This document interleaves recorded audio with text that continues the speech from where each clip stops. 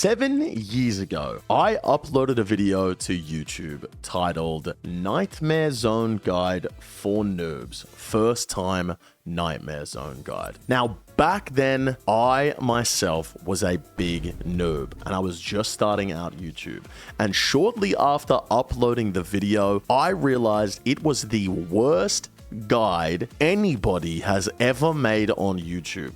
But I left it up. Why? Because I'm shameless. It ended up getting 984,000 views and made me $2,804. I'm sorry, I'm human. I saw dollar signs. What do you want me to do? But today, I am here to atone for my sins of leaving up that terrible Nightmare Zone guide for noobs. I am going to make a new, updated Nightmare Zone guide for noobs. This is not going to be the most efficient Nightmare Zone. We're definitely not going to be going over the most optimal setups. I am going to show you how to get into Nightmare Zone and how to get started AFK training for your first time. Now, what gives me the right to tell you guys how to do Nightmare Zone? Well, since I made that Nightmare Zone guide, I have become the proud owner of not 1, not 2, not 3, but 10 max combat accounts. Well, close enough to max combat accounts. Some of them have 80 attack, some of them have 90 defense. Close enough to max combat on all of these accounts. So I feel like I'm kind of qualified to teach you guys how to get started in Nightmare Zone. Let's jump into it. Now, first things first, in order to have access to the Nightmare Zone, you need to have completed at least 5 quests that have bosses in them. The 5 easiest and best bosses that you can do are Vampire Slayer for Count Draenor, Tree Gnome Village for the Khazad Warlord, the Ascent of Arceus for the Trapped Soul, the Depths of Despair for the Sand Snake, and Mountain Daughter for the Kendall. Alternatively, you can also do Lost City for the Tree Spirit. You can also do What Lies Below for King Roald, and you can do Lunar Diplomacy for me. These are the best bosses that you can get in Nightmare Zone because they have the highest HP and the lowest defense. And in order to get the maximum XP rates, you want monsters with the lowest defense. Once you have 5 quests done with bosses in them, getting to the Nightmare Zone is so easy. You just head down to this tab in the bottom left, you click the top right once you get in that tab, and then you select the Nightmare Zone from this drop-down menu. Once that's selected, you can click Teleport.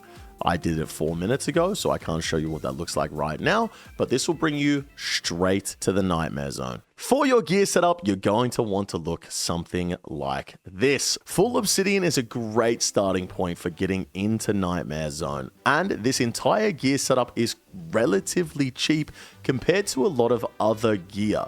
If I get the price checker up right now, put the deaths on, no protect item, PK skull, this is a 10 mil setup. Now, obviously, if you don't have 10 mil, you can go less than this. You can just use a Berserker helmet. You can just use a Glory. But using the Obsidian armor with the Obsidian sword, which is the Tox Zil Ak, and the Berserker necklace gives you a massive bonus, and because everything is low defense, having low attack bonus won't matter that much at all, and this is going to be your best DPS setup up until you get to 94 hit points, at which point you can start using Darok.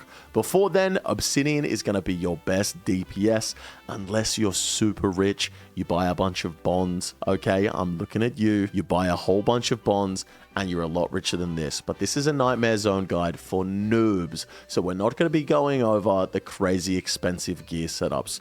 This is a fantastic setup to use as you're getting into it. The Berserker ring here is imbued. Normally you would use Nightmare Zone to imbue your rings. However, that's no longer the best way to do it here in old school RuneScape. The best way to do it is by using the PvP arena. There are plenty of guides on YouTube on how to use those to imbue your rings. You do not need to use Nightmare Zone for points to imbue rings anymore. So this is a fantastic setup to get at the start. Now, because you don't have any Nightmare Zone points, you're going to have to get points for your first run. And because you don't have any points, you're not going to be able to use the absorption potions or use the overload potions. So for your first run, you're going to want to go in with an inventory, something like this. For Divine Super Combat Potions, yes, it is absolutely worth paying the extra money to use the Divine versions here, and a whole bunch of super restores. Now, in order to start a Nightmare Zone, you're going to want to come down here to Nightmare Zone, and the first thing you're going to want to do is unlock this coffer, and you're going to want to deposit some money. There'll be an option for you to deposit. I don't have any in my inventory because I already have 6 mil in the coffer here, but you're going to need to deposit at least 26k. If you don't have 26k, I don't know what to tell you guys. I'm sorry. Maybe this isn't the guide for you, but maybe you want to deposit like 260k, so then you get 10 dreams out of it and you don't have to worry about it for a little bit. And on top of that, you will actually make your money back from here. Eventually, I'll get to the reward points, but one reward point is worth 0.2 of a GP. So 5 reward points is worth 1 GP, which means if you can get 130,000 points per dream, you make your money back by buying air runes and selling them to the Grand Exchange. So 26k per dream, you make the 26k back, plus a little extra for your overloads and absorption potions, and you don't need to worry about any imbues from Nightmare Zone anymore, so you don't need to use the points for anything else. This is simply for AFK training. Chuck some money in the coffer, and then to start a dream, you want to click Dream on Dominic Onion here. You do a Rumble. You click the customizable hard difficulty mode. He will say that he needs 26,000 coins. You agree to pay the 26,000 coins, and he says he's set the dream up. You have your inventory set up with your super combat potions. You have your restores set up. You have your gear set up. You have everything set up, and then you select your bosses depending on which quests you've done. On this account, I have the Tree Spirit, I have me, I have the Kendall, I have Sand Snake, and I have Count Draenor. Once you have those 5 set up, you just click accept, you go inside the dream, and then you're going to want to run into the middle of the Nightmare Zone. And you're going to want to stand right in the middle here, right next to this little patch of blood. At this point, you're going to want to turn on your Protect from Melee, and you're going to want to drink a Divine Super Combat Potion. Turn your Auto Retaliate on, and that is all you need to do. If you're on Runelight, you can use the Runelight setting to stay logged in for 25 minutes. Your character will stay in combat for those 25 minutes, and you only have to look at your screen to click the Super Restore. It's very easy stuff. And this is exactly how it's done. Just like this, I'm AFK training. I can add this to the canvas and we can see what kind of XP per hour we're getting on this account in Nightmare Zone completely AFK. Now, this first run here, ladies and gentlemen, is simply just to get enough points so that you can purchase overloads and absorption potions so that you can do Nightmare Zone essentially for free. Now, I've been doing this one for a little bit of time, and as you can see, my points tracker in the top left here, I'm getting about 140,000 points per hour and about 115 to 120,000 XP per hour in attack. Remember, guys, I am almost max combat on this account, so your XP rates will be considerably lower. And the best thing you want to do is train your strength up at the start so that you hit higher max hits. While you're in here, you can also bring a special attack weapon like a Granite Maul, a Dragon Dagger, any special attack weapon, and you can activate Power Surges to get unlimited special attack energy while the surge is active. The other power-ups are not really worth using. So if you see a yellow one, click it, use your special attack. If you see any of the other ones, just ignore it. But for the most part, you don't even have to look at your screen. And remember, this first run here is simply just to get points so that you're able to use overloads and absorption points. You want to get about 200,000 points in this run, so you're going to sit here for about an hour, hour and a half, maybe 2 hours depending on your stats, just to get enough points going. Now, once you finish your first dream, you're going to want to come over to Dominic Onion's reward shop and click on the benefits page over here. Then you're going to want to buy yourself about 6 full overloads of 4 doses each, which is going to be 24 doses. Buy those 24 and then spend the rest of your points on absorption potions. Then get yourself another dream set up with Dominic Onion. You can just click previous here, customizable Rumble Hard, and agree to pay. And then come over to these barrels over here. In these barrels are going to be your overloads and your absorption potions. Like I said, you're going to want about 6 overloads. So take 24 doses of overload potion, and then you just want to take the rest in absorption. Now, also in your inventory, you're going to want a Dwarven Rock Cake or a Locator Orb. You guys are noobs, that's why you're watching this video, so you are most likely going to have the Dwarven Rock Cake from freeing the dwarf during the Recipe for Disaster quest. If you haven't done that, go and do that right now. It's a very, very easy subquest. It's going to allow you to unlock some better gloves so that you get higher strength bonus and you get that Dwarven Rock Cake. And the Dwarven Rock Cake is absolutely imperative to the next method. Once you have all that set up, you can head over to the Nightmare Zone and start your next dream. Now, for this one, you actually don't want to be stood in the middle because you'll have more monsters attacking you. What you want to do is stand up against the edge or in the bottom corner over here. Once you're in one of those spots here, you can just be on the edge or in the corner. It doesn't really matter. You're going to want to absorption potion up. The best thing to do is just do all of the absorption potions until you have 1000 absorption points. Then click the overload button. Your health will go down from whatever it is by 50. So you're going to need at least 50 health for this to work. And then after that, just spam click on your Dwarven Rock Cake or Locator Orb until you are 1 hit point.